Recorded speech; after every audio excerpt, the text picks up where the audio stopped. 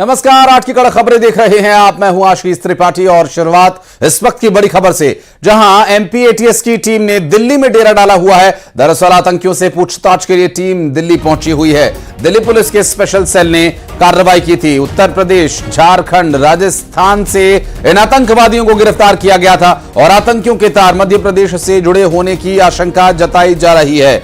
आतंकियों से पूछताछ करेगी मध्य प्रदेश एटीएस की टीम और एटीएस की टीम पहुंच चुकी है दिल्ली, जहां आतंकियों से पूछताछ के लिए दिल्ली पहुंची टीम पूछताछ में क्या कुछ खुलासा करती है देखने का विषय होगा। फिलहाल आपको बता दें, दिल्ली पुलिस के स्पेशल सेल ने कार्रवाई करते हुए उत्तर प्रदेश, झारखंड, राजस्थान से आतंकवादियों को गिरफ्तार किया था, जिनके तार मध्य प्रदेश से जुड़े होने की आशंका जताई जा रही है।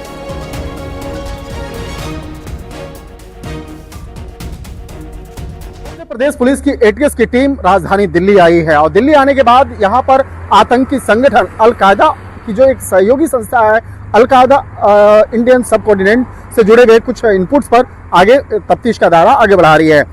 इसके साथ ही जो दिल्ली पुलिस की स्पेशल सेल के द्वारा पिछले कुछ दिनों पहले जिस तरह से एक बड़ा खुलासा किया गया था, जिस तरह से अल-कायदा इंडियन सब कॉर्डिनेट से जुड़े मामले पर कुछ आरोपियों को गिरफ्तार किया गया था और जिस तरह से इस मामले में 3 प्रमुख राज्यों की अगर बात करें तो झारखंड, उत्तर प्रदेश और इसके राजस्थान में जिस तरह से सर्च ऑपरेशन की कार्रवाई को अंजाम देते हुए कई लोगों को हिरासत में लिया गया था और इसके साथ साथ कई संदिग्ध आतंकियों को गिरफ्तार किया गया था। तो इस मामले पर जब तफ्तीश की गई, जब उन लोगों से पूछताछ की गई, तो मध्य प्रदेश का कनेक्शन भी निकल के कुछ सामने आया। तो उन तमाम जो संदिग्ध इनपुट्स थे, जो संदिग्ध जो जानकारियां मिली थी, संदिग्ध लोगों से संबंधित जानकारियां मिली थी, उसको अब आगे खंगाला जा रहा है। और इस मामले की जानकारी जैसे मध्य प्रदेश पुलिस को लगी, उसके बाद मध्य प्रदेश पुलिस की एटीएस की टीम विशेष तौर पर दिल्ली पहुंची है और संयुक्त तौर पर यानी कि ज्वाइंट ऑपरेशन के तहत यह पूछताछ की कार्रवाई को आगे अंजाम दिया जा रहा है। और जिस तरह से इस मामले में अगर बात करें तो पिछले कुछ दिनों के दौरान में जिस तरह से दिल्ली पुलिस के स्पेशल सेल को जो तमाम जानकारियां मिली थी कि उसके कई राज्यों में जो कनेक्शन फैला हुआ है, जो अल-कायदा इंडियन सब कॉर्डिनेट के आतंक के एक बड़े साजिश को अंजाम देने की फिराक में है और वो अपना नेटवर्क बढ़ाने की कोशिश में जुटे हुए हैं। तो कई राज्यों का जो कनेक्शन जिस तरह से निकल के सामने आया था, लिहाजा इन तमाम मामलों की गंभीरता को देखते हुए स्पेशल सेल के द्वारा कुछ लोगों को गिरफ्तार किया गया और इस मामले में जैसे जैसे तफ्तीश का दायरा आगे बढ़ेगा, कहा जा सकता है आने वाले दिनों में कई और खुलासे देखने को मिल सकता है। शंकर आनंद, न्यूज़ 18, दिल्ली। और बात करेंगे हमारे सहयोगी शंकर आनंद इस वक्त हमारे साथ फोन लाइन पर मौजूद है। शंकर, ये पूछताछ एटीएस की टीम दिल्ली में ही करेगी या फिर इन्हें भोपाल लाया जाएगा? देखिए, मध्य प्रदेश पुलिस की जो एटीएस की टीम है वो राजधानी दिल्ली में मौजूद है और जिस तरह से आपने सवाल किया है कि क्या पूछताछ की प्रक्रिया दिल्ली में ही होगी या उन आरोपियों को, जो गिरफ्तार आरोपी हैं, क्यों मध्य प्रदेश भी लाया जाएगा, तो इस मामले में मैं अभी स्पष्ट कर देना चाहता हूं, जिस तरह से हमारे सूत्र बता रहे हैं कि ये पूछताछ की प्रक्रिया पूरी तौर पर दिल्ली में ही होगी। अभी एक राउंड जो है पूछताछ की प्रक्रिया हो चुकी है, लेकिन और आगे विस्तार से पूछताछ की प्रक्रिया होना बाकी है और अभी जो गिरफ्तार आरोपी हैं वो दिल्ली पुलिस की कस्टडी में है और जब इनसे पूछताछ की प्रक्रिया बाद में पूरी हो जाएगी, उसके बाद जब इसे न्यायिक हिरासत में लिया जाएगा तो उसके बाद जरूरत पड़ने पर मध्य प्रदेश पुलिस की टीम कोर्ट से अर्जी लगा करके उससे ले जाकर के पूछताछ बाद में कर सकती है। लेकिन मध्य प्रदेश एटीएस की टीम आने का जो मुख्य रीजन है कि वो जिस तरह से दिल्ली पुलिस के द्वारा 3 राज्यों में बड़े एक ऑपरेशन पर अंजाम दिया गया था, झारखंड, उत्तर प्रदेश, राजस्थान में, तो इसी मामले में जब आरोपियों से विस्तार से पूछताछ हुई थी तो मध्य प्रदेश कनेक्शन का नाम जो है वो सामने आया था। तो इसमें मध्य प्रदेश पुलिस की टीम को जानकारी मिली, उसके मध्य प्रदेश एटीएस की टीम यहाँ दिल्ली में पहुंची, जिससे कि उन गिरफ्तार आरोपियों से विस्तार से पूछताछ किया जा सके, जिसके आधार पर आगे तफ्तीश का दायरा बढ़ाया जा सकता है। तो एक तरह से कह सकते हैं ये पूछताछ की प्रक्रिया को पूरा करने के लिए यहाँ पे पहुंची है और जिस तरह से अभी कई महत्वपूर्ण इनपुट जो है उन गिरफ्तार आरोपियों से मिला है, जो संदिग्ध आतंकी है उनसे इनपुट मिला है, तो उसी के आधार पर मध्य प्रदेश एटीएस की टीम आगे मध्य प्रदेश में जाकर के वहां इन्वेस्टिगेशन का दायरा आगे बढ़ाएगी। तो कह सकते हैं कि आने वाले दिनों में कई और ऐसी जो तफ्तीश जो है वो मध्य प्रदेश में देखने को मिल सकता है। कुछ संदिग्ध आतंकियों की गिरफ्तारी भी मध्य प्रदेश से हो सकती है। जी। तो मध्य प्रदेश पुलिस की टीम बेहद सतर्कता से इस मामले में आगे का इन्वेस्टिगेशन का दायरा आगे बढ़ाएगी। तो एक तरह से कह सकते हैं, चाहे मध्य प्रदेश की टीम की बात करें या अन्य राज्यों की एटीएस की टीम की बात करें, वो दिल्ली पहुंची है, जिससे कि ज्वाइंट तौर पर देखिए ये पूछताछ की प्रक्रिया चल रही है।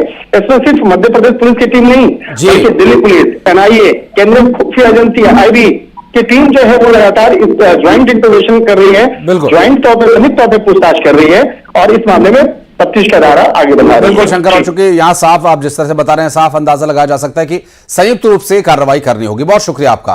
भोपाल से बड़ी खबर, यूथ कांग्रेस आज प्रदर्शन की तैयारी में है। प्रदेश भर से कार्यकर्ता राजधानी भोपाल में जुटे। रोशनपुरा चौराहे से यह विरोध प्रदर्शन शुरू होगा और सीएम हाउस का घेराव करने निकलेंगे कांग्रेसी। सरकार पर वादा खिलाफी का आरोप लगा है। महंगाई, भ्रष्टाचार समेत कई मुद्दों को लेकर प्रदर्शन किए जाने की तैयारी में है यूथ कांग्रेस। इससे पहले हमने देखा था कांग्रेस पार्टी के कार्यकर्ता और फिर महिला कांग्रेस और अब यूथ कांग्रेस लगातार प्रदर्शन की तैयारी में है। भोपाल में आज प्रदर्शन करेंगे कार्यकर्ता। रोशनपुरा चौराहे से यह विरोध प्रदर्शन शुरू होगा। सीएम हाउस का घेराव करने कांग्रेसी निकलेंगे।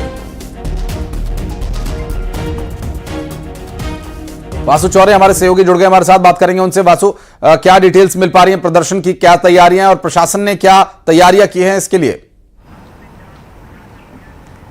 हाँ बिल्कुल, देखिए आज यूथ कांग्रेस का बड़ा प्रदर्शन है। युवा क्रांति इस पूरे प्रदर्शन को नाम दिया गया है। रोशनपुरा चौराहे से ये प्रोटेस्ट शुरू होगा और सीएम हाउस का घेराव करने कांग्रेस के कार्यकर्ता निकलेंगे। कांग्रेस ने दावा किया है कि मध्य प्रदेश में सरकार बनने से पहले जो कुछ दावे वादे किए गए थे, जो चीज़ें बीजेपी अपने मैनिफेस्टो में लाई थी, उन्हें पूरा नहीं किया। चाहे फिर वो रोजगार देने की बात हो, किसानों को एमएसपी देने की बात हो, गरीब आदिवासी दलितों को न्याय देने की बात हो, कानून व्यवस्था को मजबूत करने की बात हो, ये सारी चीज़ें मध्य प्रदेश में कहीं से कहीं तक नजर नहीं आ रही हैं। हर वर्ग आज परेशान हो चुका है। लगभग आशीष 11 बजे प्रदर्शन, ये प्रोटेस्ट जो है वो शुरू होगा और जो कांग्रेस के तमाम बड़े नेता हैं, चाहे आईवाईसी के राष्ट्रीय अध्यक्ष हों बीवी श्रीनिवास, कांग्रेस के मध्य प्रदेश के प्रेसिडेंट जीतू पटवारी, नेता प्रतिपक्ष उमंग सिंघार, मितेंद्र सिंह जो यूथ कांग्रेस के नए अध्यक्ष मध्य प्रदेश में बने हैं, इसके अलावा कई और जो नेता हैं वो इस पूरे प्रोटेस्ट में शामिल होंगे। करीब मध्य प्रदेश से 15-20 हजार की संख्या में जो कार्यकर्ता हैं उनको भोपाल पहुंचने का जो दावा है वो कांग्रेस की ओर से किया जा रहा है और कांग्रेस ने साफ कर दिया है कि हम लोग सीएम हाउस तक जाएंगे। पुलिस भले ही कितनी भी बैरिकेडिंग करे, रोकने की कोशिश करे, लेकिन हमारी पूरी कोशिश होगी कि सीएम हाउस तक पहुंचाया जाए। और 5 लाख पोस्ट कार्ड कांग्रेस ने क्या हुआ तेरा वादा अभियान के तहत पूरे प्रदेश से इकट्ठे किए हैं। कांग्रेस का ये कहना है कि ये जनता की लिखी हुई बातें हैं कि जो सरकार ने उनसे वादे किए थे उसे पूरा नहीं किया और उन वादों को इन पोस्ट कार्ड के जरिए हम याद दिलाएंगे और इन्हीं पोस्ट कार्ड से भरे हुए जो बॉक्सेस हैं उनको लेकर जो यूथ कांग्रेस के कार्यकर्ता हैं वो सीएम हाउस की तरफ कूच करते हुए नजर आएंगे। तो मध्य प्रदेश की सियासत में जो आज का दिन है वो काफी गर्मा गर्मी वाला कहीं ना कहीं रहने वाला है, क्योंकि जब पुलिस कांग्रेस के कार्यकर्ताओं को वहां पर रोकने की कोशिश करेगी, क्योंकि जानकारी मिल रही है कि पुलिस ने बैरिकेडिंग कर दी गई है और सीएम हाउस तक नहीं जाने दिया जाएगा, तो वहां पर बड़ी झड़प कहीं ना कहीं कांग्रेस और यूथ कांग्रेस के कार्यकर्ताओं के बीच देखने को मिल सकती है।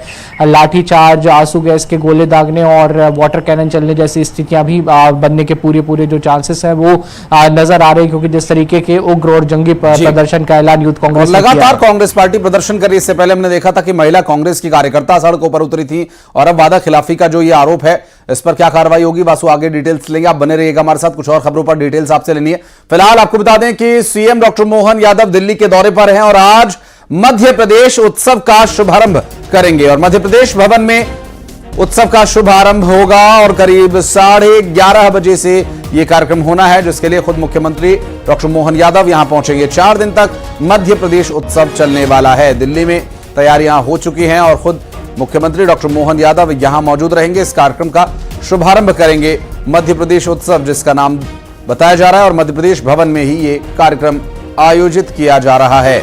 11:30 बजे मुख्यमंत्री डॉक्टर मोहन यादव इस कार्यक्रम की शुरुआत करेंगे और करीब 4 दिन तक मध्य प्रदेश उत्सव जारी रहेगा और खुद मुख्यमंत्री डॉक्टर मोहन यादव भी इस दौरान यहां मौजूद रहेंगे। आपको बता दें कि इस कार्यक्रम को लेकर जानकारी ये मिल रही है कि लगभग 11:30 बजे से इस कार्यक्रम की शुरुआत होगी।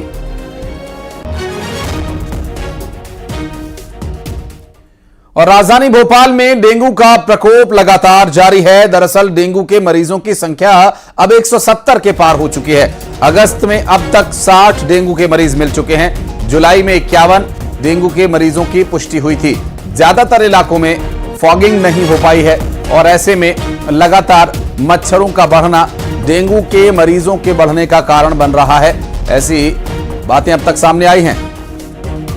दरअसल जुलाई में 51 डेंगू के मरीजों की पुष्टि हुई थी और ऐसे में ज्यादातर इलाकों में जो फॉगिंग नहीं हो पाई है, कारण यही माना जा रहा है। राजधानी भोपाल में डेंगू का प्रकोप लगातार जारी है। और वासु चौरे हमारे सहयोगी हमारे साथ जुड़ गए हैं। वासु, डेंगू की समस्या गंभीर होती जा रही है, मच्छरों के काटने से बचने के उपाय किए जाने के बावजूद।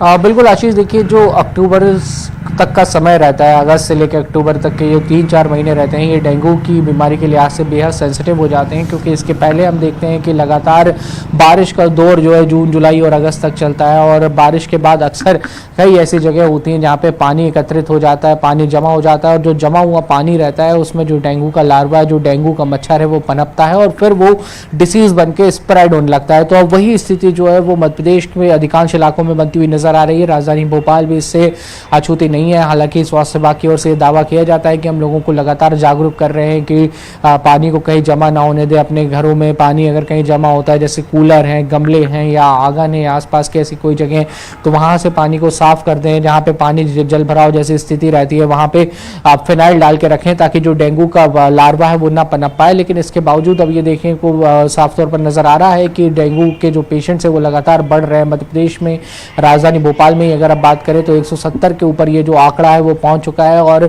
एसओपी जो है वो तमाम सरकारी अस्पतालों में जारी कर दी गई है। डेंगू के लिए जो जरूरी दवाओं की आवश्यकता होती है, इंजेक्शंस की आवश्यकता होती है, उनकी पर्याप्त मात्रा में अस्पतालों में स्टॉक हो, इसको भी सुनिश्चित करने का काम जो है वो किया गया है। लेकिन मलेरिया विभाग की ओर से डेंगू को रोकने के लिए बड़े पैमाने पर जो अभियान चलाने की जरूरत है वो साफ तौर पर अब कहीं ना कहीं नजर आ रही है और लोगों को भी विशेष तौर पर सावधानी बरतनी चाहिए। इसका बहुत आसान सा उपाय यही है कि आप अपने घरों में, अपने आसपास के इलाकों में पानी जमा ना होने दें। अगर पानी जमा नहीं होगा, वहां पर बहुत दिनों तक पानी नहीं रखा रहेगा, तो डेंगू का जो लार्वा है वो नहीं पनप पाएगा और बड़े पैमाने पर ये डिसीज जो है वो स्प्रेड नहीं होगी। क्योंकि कई बार ये देखा गया है कि डेंगू जो है वो खतरनाक स्थिति में पहुंच जाता है और सेहत के लिए काफी नुकसानदायक होता है और कभी कभी जो डेंगू के पेशेंट्स हैं वो सीरियस अवस्था में भी पहुंच जाते हैं। तो इससे बचने के उपाय करना बेहद जरूरी है। जी, बहुत शुक्रिया वासु आपका इस पूरे मामले पर जानकारी देने के लिए। आप बने रहेगा हमारे साथ, कुछ और खबरों पर आगे डिटेल्स आपसे लेंगे। भिंड से खबर, जहां वैक्सीनेशन के बाद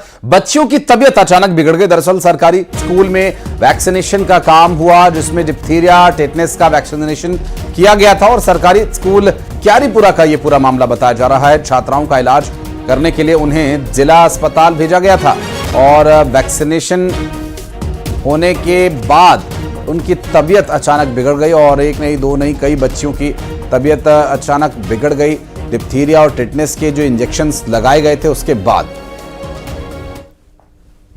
वैक्सीनेशन था डिप्थीरिया वाला, टिटनेस का, उसमें स्वास्थ्य विभाग की टीम आई थी। उन्होंने जो है सबका वैक्सीनेशन किया था और 3-4 बच्चियों की थोड़ी हालत क्रिटिकल हुई जिनको हॉस्पिटल में भिजवा दिया। टीडी वैक्सीन और लगाया जा रहा है बच्चों को, डिप्थीरिया और टिटनेस वाले।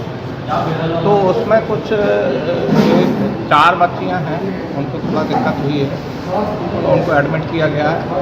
एक्चुअली क्या हो सकता है, वो खाली पेट हों या घबराहट की वजह से हो, तो उसकी वजह से ऐसी कंडीशन बनी है। लेकिन सभी स्टेबल हैं, सब सही हैं, कोई दिक्कत। और खबर बुरहानपुर से, जहां पुलिस ने बैल चोरों को गिरफ्तार किया। दरअसल नेपा नगर में खेत के बाड़े से 6 बैलों की चोरी हुई थी और इसे चोरी किए जाने के बाद किसान की शिकायत पर 3 आरोपियों को गिरफ्तार कर लिया गया। दरअसल तीनों आरोपियों को पुलिस ने कोर्ट पेश किया है और कोर्ट में पेश करने के बाद पुलिस ने आरोपियों को जेल भेज दिया है।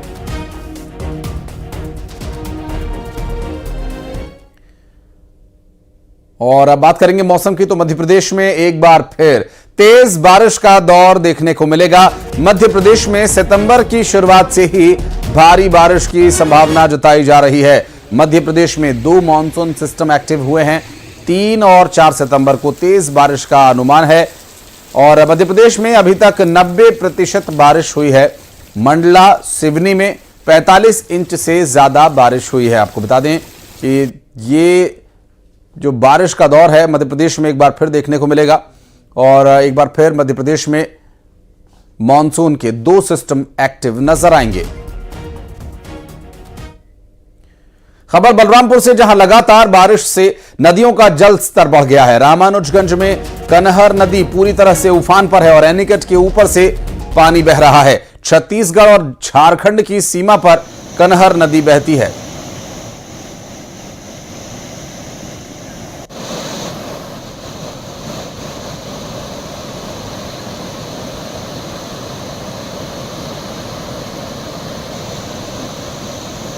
पानी का बहाव आप देखिए काफी तेज है और रामानुजगंज में कनहर नदी पूरी तरह से उफान पर है। बलरामपुर से ये तस्वीरें सामने आई हैं और पानी का जो बहाव है वो काफी तेज है, क्योंकि काफी संख्या में पानी यहां पहुंच गया है।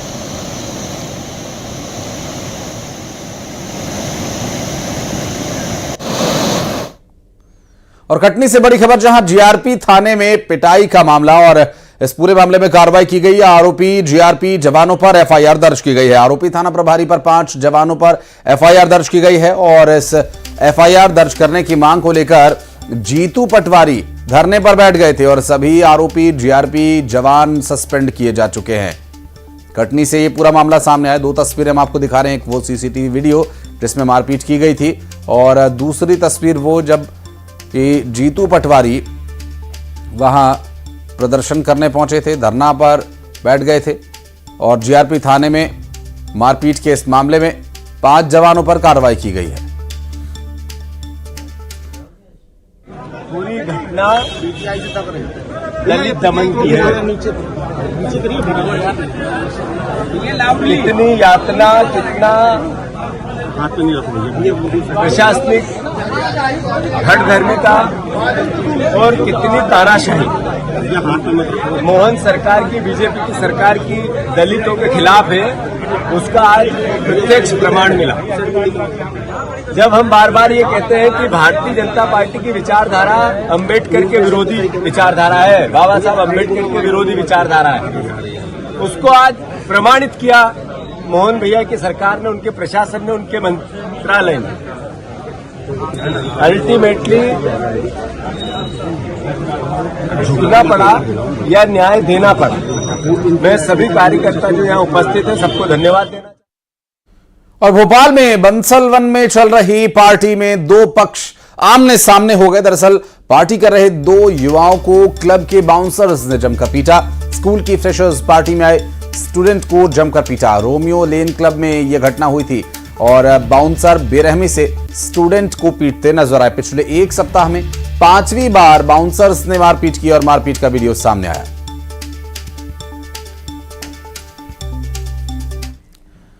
और दमोह में अस्पताल से चोरी हुई 4 दिन की एक बच्ची को बरामद कर लिया गया है। पुलिस की सक्रियता के चलते बच्ची की बरामदगी जल्द हो सकी और बच्ची को इलाज के लिए अस्पताल में भर्ती करवाया गया है। सीसीटीवी फुटेज के आधार पर ऑटो चालक तक बच्ची की तलाश करते हुए पुलिस पहुंच गई और फिर बच्ची को बरामद किया गया। जिस महिला से यह बच्ची बरामद हुई उसने बच्ची को अपनी बच्ची बताया और पुलिस ने कहा कि महिला ने यह झूठी कहानी रची थी और बच्ची को परिजनों के हवाले कर दिया गया। बंदे ने ज्यादा करके चूहा कुतर रखियो ने अस्पताल में। कौन ने कही थी? हमारी माता के दवा। तो तुम बिना छुट्टी करे तो सरकारी कागजात पे बिना डिस्चार्ज के तुम्हारे नहीं, एक सिस्टर ने बोली थी कि चली जा, पछू नहीं है। सिस्टर ने बोली थी, हमने पूछी थी और यही बच्चा है, यही लेके आई यही बच्चा है, सब बच्ची है। तो सब लोग इस पर क्यों कह रही है उनको? अब मालूम नहीं है। ये आज की डिलीवरी का बच्चा तो नहीं लग रहा भाई। ऐसा कितने किलो का हुआ? 3.5 का बोल रहा था। ये जो महिला थी ये पथरिया में इसने बच्चे को जन्म दिया था। बच्चे की तबीयत खराब हुई तो बच्ची को यहाँ पर चेक करवाने के लिए लेके आई थी। ऑब्जर्वेशन के लिए डॉक्टर ने उसको भर्ती किया है। ये जो दूसरी महिला जिसने बच्चे को चोरी किया ये उसके पास आई, उसने उससे बातचीत की और थोड़ी देर तक उसको ये बातों में उलझाए रखी थी कि वो महिला कुछ देर के लिए यहाँ से चली जाए और बच्चे को अपने साथ ले जाए, पर वो महिला वहाँ से नहीं गई। थोड़ी देर बाद वो महिला वहाँ सो गई। जब महिला सो के उठी तो बच्ची और वो महिला दोनों गायब थे। उसके बाद हमने कैमरे चेक करवाने शुरू किए। कुछ लोगों से सूचना आई कि वो महिला जो है हॉस्पिटल के बाहर निकल चुकी है। कैमरे चेक करवाए, हमने बैक ट्रैक किया। वो महिला एक दूसरी नर्सिंग होम के पास मिली जहाँ उसको एक फैमिली मिली। वो फैमिली के साथ वो बच्चे को लेके तीसरी जगह गई। वहाँ पर जब पहुँचे तो वो ऑटो वाला जो उनको लेके गया था उसने लोकेशन क्लियर की और वो महिला और वो बच्ची उस घर में मिल गई। तो मुझे लगता है कि अच्छा एफर्ट था। एक बालिका जो जिसका जन्म पथरिया में हुआ था, वो यहाँ पर उसको फीवर था, इसके कारण यहाँ पर उसको लेकर के आए थे और उसको चोरी होने की घटना सामने आई थी दोपहर के बाद। तो उसके बाद पुलिस ने तत्परता से कार्रवाई करते हुए सारे सीसीटीवी फुटेज खंगाले यहाँ पर और हमारे एसडीएम, हमारे एसडीओपी, हमारे एसपी साहब सभी लोग तत्काल उसमें लग गए थे काम में। और उसी का परिणाम है कि पुलिस प्रशासन की तत्परता का कि वो बच्ची सकुशल जो है उसको सुरक्षित रूप से ले आया गया है और डॉक्टर्स ने उसके सभी वाइटल्स भी चेक कर लिए हैं। बच्ची पूरी तरह से स्वस्थ है और वो अब अपनी माँ के पास है। और अंबिकापुर से खबर, जहां पर कचरा डालने की बात को लेकर विवाद हो गया और विवाद बढ़ते बढ़ते खूनी संघर्ष तक जा पहुंचा। पड़ोसी ने अपने पड़ोसी पर कुल्हाड़ी से जानलेवा हमला कर दिया। घर के बाहर कचरा फेंकने को लेकर यह विवाद हुआ था। पड़ोसी ने पिता पुत्र पर कुल्हाड़ी से हमला कर दिया और कुल्हाड़ी से हमले से पिता पुत्र गंभीर रूप से घायल हो गए। पुलिस ने 3 आरोपियों को गिरफ्तार कर लिया। कार्रवाई लगातार की जा रही है। श्रवण महंत हमारे सहयोगी जुड़ गए, हमारे साथ बात करेंगे उनसे। श्रवण, आखिर ये कचरा डालने का विवाद जानलेवा बनता गया, आखिर क्या कैसे ये विवाद शुरू हुआ था? देखिए, ये दरिमा थाना क्षेत्र के गांव ईरगवा का मामला है और महज जो कचरा फेंकने को लेकर ये विवाद हुआ और विवाद इतना बड़ा कि कुल्हाड़ी से जो पड़ोसी थे वो आपस में भिड़ गए और कुल्हाड़ी से हमला कर दिया, जिससे जो है पिता पुत्र गंभीर रूप से घायल हो गए हैं, जिन्हें मेडिकल कॉलेज अस्पताल में इलाज के लिए भर्ती कराया गया है। और एक महज कचरा फेंकने को लेकर विवाद हुआ था और दोनों पड़ोसी जो है आपस में भिड़ गए, कुल्हाड़ी से जमकर वार हुआ और जिसके बाद पुलिस ने 3 आरोपियों को गिरफ्तार किया है। और आगे बहुत शुक्रिया आपका श्रवण, इस पूरे मामले पर जानकारी देने के लिए। रिलायंस इंडस्ट्रीज की गुरुवार को 47वीं सालाना जनरल मीटिंग हुई और एजीएम की बैठक को संबोधित करते हुए RIL के CMD मुकेश अंबानी ने कई बड़े ऐलान किए। मुकेश अंबानी ने कहा कि हर एक शेयर पर 1 शेयर बोनस देने की घोषणा की है और कंपनी के बोर्ड की 5 सितंबर को होने वाले इस बैठक में इस प्रस्ताव पर मुहर लगेगी। दिवाली से जियो AI cloud welcome offer launch होगा और जियो यूजर्स को 100 GB तक का फ्री स्टोरेज दिया जाएगा। एजीएम की बैठक में हर भारतीय को AI से जोड़ने का लक्ष्य रखा गया है। 2025 तक 55 CBP की योजना लाने की भी तैयारी की जा रही है। बायो एनर्जी से 30,000 नौकरियां मिलने का भी दावा किया जा रहा है और इस साल सोलर पैनल प्रोडक्शन शुरू होगा। I would like to share some good news with you today.